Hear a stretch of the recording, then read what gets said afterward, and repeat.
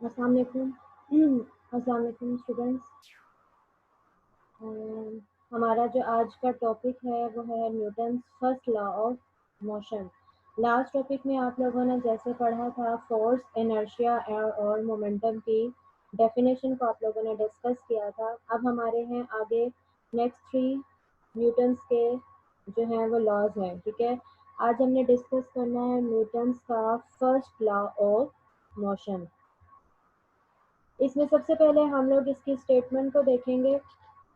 Statement जो है वो हमारे पास है, state and explain Newton's first law of motion.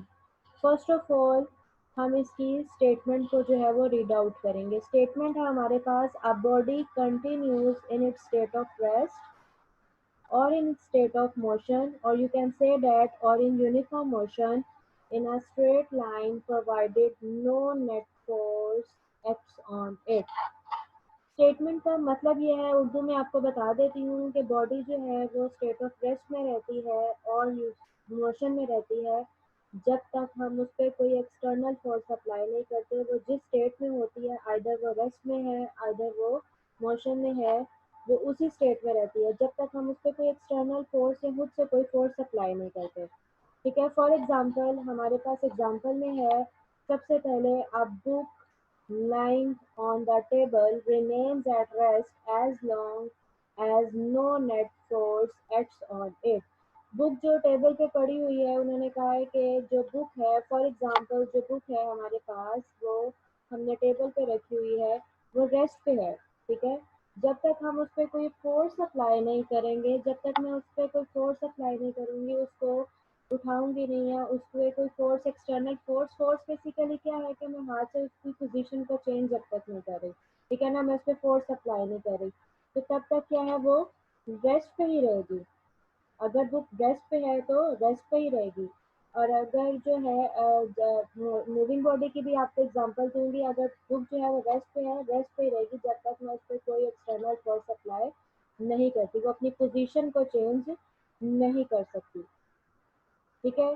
इसी तरह हमारे पास जो एक एग्जांपल है, एक और एग्जांपल है हमारे पास, अब फुटबॉल, वो हमारे पास रेस्ट की थी, अब हमने मूविंग बॉडी को देख लिया। मूविंग बॉडी में सबसे पहले हमारे पास ये है कि अब फुटबॉल, ठीक है, अब फुटबॉल, इसको मैं अंडरलाइन के साथ साथ कर देती हूँ कि a football will remain at rest unless some unbalanced force acted upon it।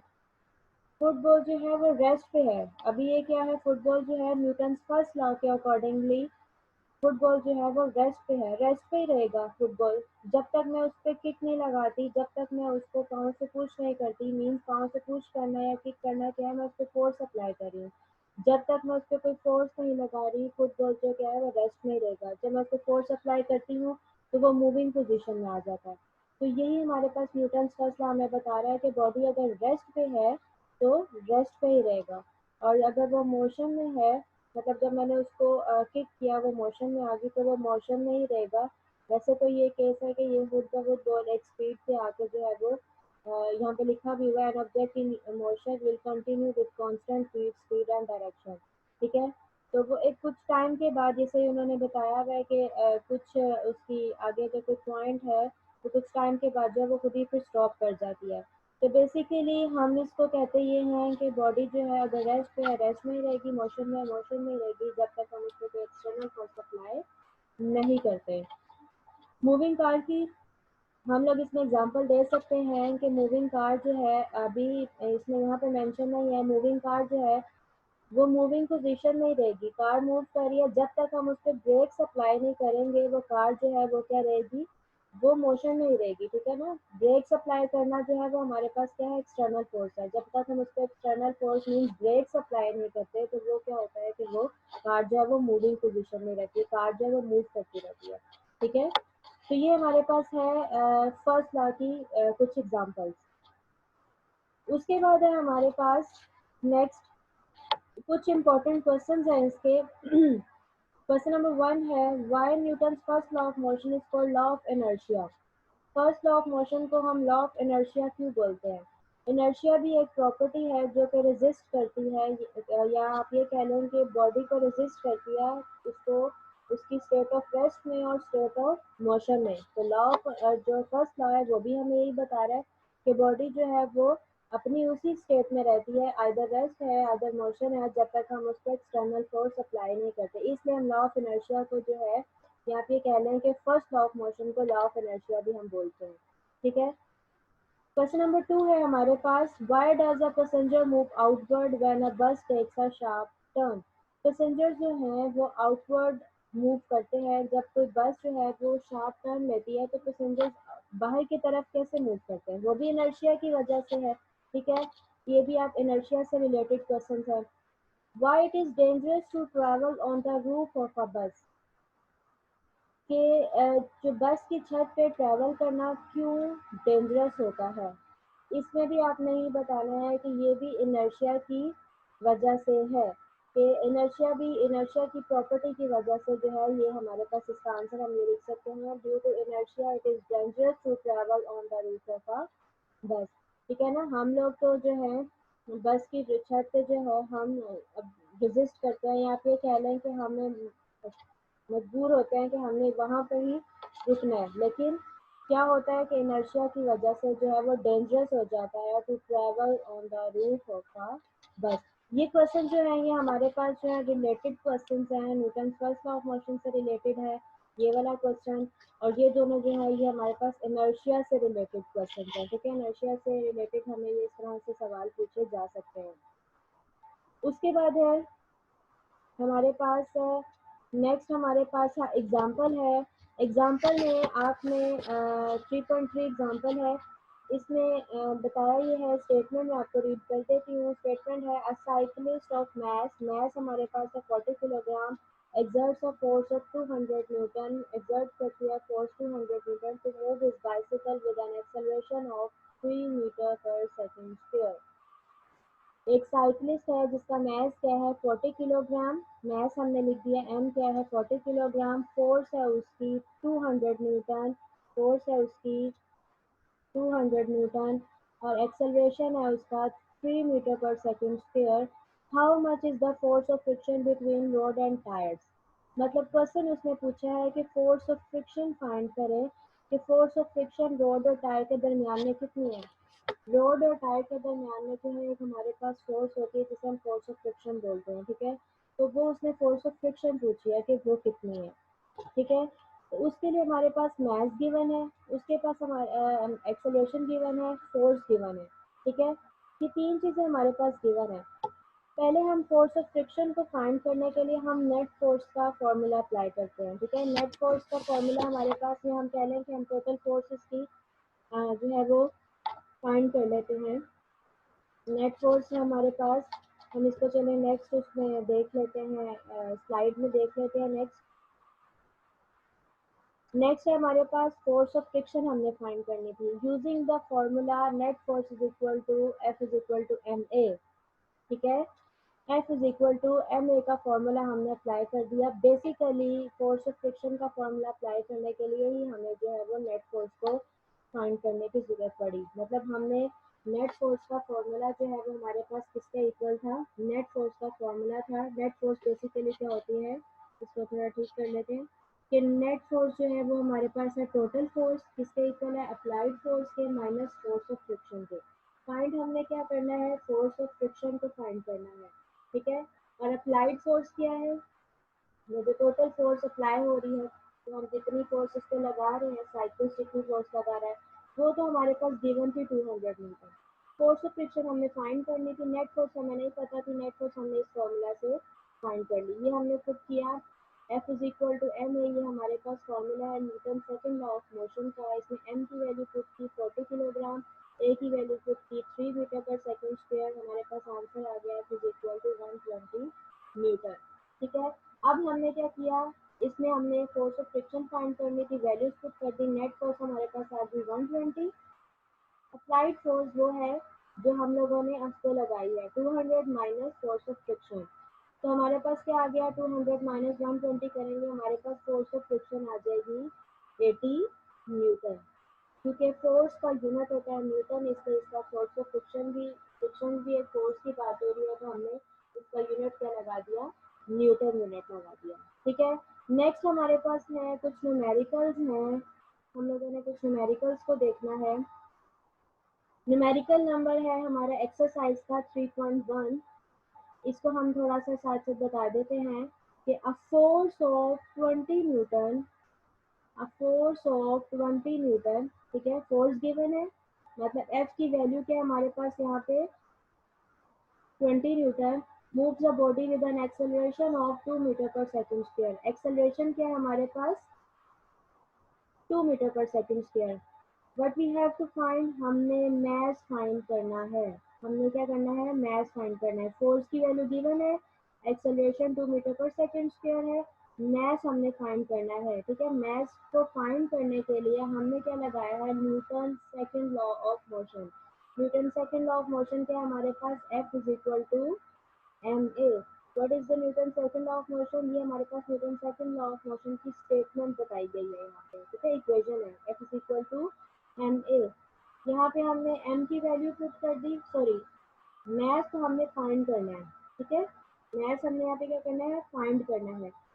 By putting values, हमने वैल्यूज पुट कर दी, फोर्स गिवन है, ए गिवन है, मैथ फाइंड करेंगे। यहाँ पे फोर्स की वैल्यू लगाएंगे, ए की वैल्यू लगाएंगे, मैथ हमारे पास आ जाएगा। इसको देख लेते हैं। नेक्स्ट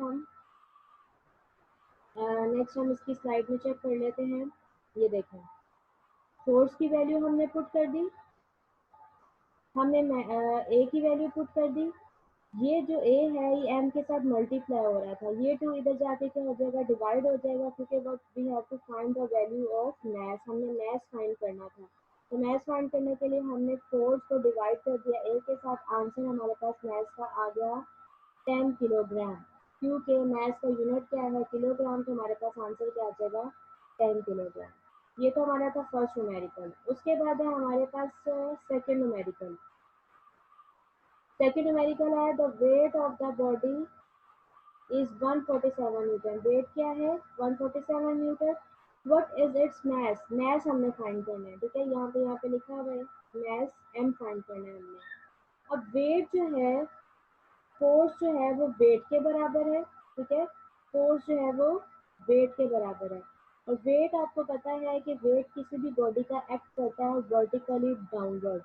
ठीक है, एक्ट करता है vertically downward. Acceleration due to gravity की बात आ जाएगी कि एक्सेलरेशन ड्यू टू ग्रेविटी, तो ग्रेविटी की वजह से है, ग्रेविटी की बात हो रही है, तो जी की वैल्यू क्या आ जाएगी, 10 मीटर पर सेकंड स्क्वायर। मास हमने फाइंड करना है, वेट की वैल्यू हमारे पास गिवन है, जी की वैल्यू है 10 मीटर पर सेकंड स्क्वायर, ये कांस्टेंट रहती है, ये चेंज नहीं होती जी की वैल्यू। तो हमें पता है कि फोर्स जो है वो वेट के इक्वल है, और फोर्स का फॉर्मूला क्या होता है, एम ए। फोर्स का फॉर्मूला क्या होता है, एम ए। तो फोर्स क्योंकि वेट के इक्वल है, और वेट में हमने जी की बात कर दी, ग्रेविटी की बात कर दी, तो इस ए की जगह हमारे पास क्या आ जाएगा, एम जी। तो कौन सा फॉर्मूला हम लोग लगाएंगे, ये वाला, क्योंकि वेट की वैल्यू गिवन है हमारे पास, तो मैथ फाइंड करना है। मैथ फाइंड करने के लिए हम F is equal to M A नहीं लगा सकते, क्योंकि हमारे पास हमने मैथ फाइंड करना है, उसके लिए हमारे पास फोर्स की वैल्यू यहाँ पे गिवन नहीं है। यहाँ पे हमारे पास जी की वैल्यू गिवन है, मैथ फाइंड करना है, फोर्स तो है ही, वेट की वैल्यू गिवन है। तो वेट की वैल्यू गिवन है, तो इसलिए हमने कह दिया फोर्स जो है वो वेट के इक्वल है, और फोर्स का फॉर्मूला होता है एम ए। तो यहाँ पे वेट का ए की जगह क्या आ जाएगा, जी आ जाएगा। अब हमारे पास यहाँ पे फॉर्मूला बन गया W is equal to M G. Mass find करना था हमने, ये W के साथ जो है G जो है यहाँ पे डिवाइड हो गया, W divided by G। W की वैल्यू है 147, G की वैल्यू क्या है 10 मीटर पर सेकंड स्क्वायर। तो हमारे पास मैथ की जो वैल्यू आ गई वो क्या आ गई, 14.7 किलोग्राम। ठीक है, this is the answer. Math का आंसर आ गया 14.7 किलोग्राम। ये हमारे पास आंसर आ गया। बहुत इजी न्यूमेरिकल्स हैं, ये इतने डिफिकल्ट भी नहीं है। आप लोग जब इसकी प्रैक्टिस करेंगे तो ये बहुत जल्दी हो जाने वाले न्यूमेरिकल्स हैं। उसके बाद है हमारे पास numerical 3.3, how much force is needed to prevent a body of mass 10 kilogram from falling. Force find करनी है हमने, कितनी फोर्स चाहिए ठीक है। To prevent a body of mass 10 kilogram falling, के जिस बॉडी का मैस 10 किलोग्राम है कितनी फोर्स चाहिए उसको गिरने से बचाने के लिए। हम ये भी कह सकते हैं मैस की वैल्यू है 10 किलोग्राम। ठीक है, फोर्स हमने फाइंड करनी है। यहाँ पे स्टेटमेंट जो उसने पूरी लिखी हुई है ये बता दिया है कि फोर्स जो है वो वेट के बराबर है। ठीक है, जैसे हमने लास्ट न्यूमेरिकल में डिस्कस कर लिया कि फोर्स जो है वो वेट के बराबर है और जी की वैल्यू जो है वो हमारे पास 10 मीटर पर सेकेंड स्क्वायर है। जी की वैल्यू जो है वो कांस्टेंट रहती है। फोर्स जो है वो वेट के बराबर है और वेट का फॉर्मूला क्या आ जाता है, W is equal to M G. यहाँ से हम एम की वैल्यू पुट कर दें, जी की वैल्यू पुट कर देंगे, हमारे पास आंसर आ जाएगा 10 × 10 100 न्यूटन। ठीक है, फोर्स हमने फाइंड करनी थी, हमारे पास क्या आ जाएगा 100 न्यूटन। हम देख लेते हैं इसको। ये देखें, ये हमारे पास है 10 × 10, हमारे पास आंसर क्या आ गया 100 न्यूटन। ये हमारे पास आ गया 100 न्यूटन। ठीक है, और किलोग्राम, यहाँ पे देखें कि kilogram metre per second square जो है वो 1 न्यूटन के बराबर है, तो इससे हम स्टैंडर्ड यूनिट फोर्स का लेते हैं न्यूटन। ठीक है, उसके बाद है numerical 3.4, find the acceleration. Acceleration find करना है हमने, produced by a force of 100 Newton in a mass of 50 kilogram. ठीक है, एक्सेलरेशन फाइंड करना है, फोर्स हमारे पास है 100 न्यूटन, मैस है हमारे पास 50 kilogram. Force 100 Newton, mass 50 kilogram, A find करना है। किस फॉर्मूला से फाइंड करेंगे, same formula, F is equal to M A. ठीक है, यहाँ से हमने ए फाइंड करना है, ए हमसे मल्टीप्लाई हो रहा है तो एफ क्या हो जाएगा यहाँ पे, एम क्या हो जाएगा यहाँ पे आके डिवाइड हो जाएगा, इज इक्वल टू ए आ जाएगा। वैल्यूज पुट करेंगे, नेक्स्ट हम इसकी स्लाइड में चेक कर लेते हैं। वैल्यूज पुट करने के बाद हमारे पास आंसर आ जाता है, ये देखें वैल्यूज पुट कर दी हम लोगों ने। वैल्यूज पुट करने के बाद ये देखें 100/50 क्या आ गया 2, और एक्सेलरेशन की वैल्यू क्या आ गई हमारे पास 2 मीटर पर सेकेंड स्क्वायर। ठीक है, एक्सेलरेशन फाइंड करना था हमने, और फाइंड हमने किससे किया, force F is equal to M A वाले फॉर्मूला से। ठीक है, तो ये था हमारा न्यूमेरिकल। तो स्टूडेंट्स ये हमारा जो था आज का टॉपिक था, इसको हमने देख लिया।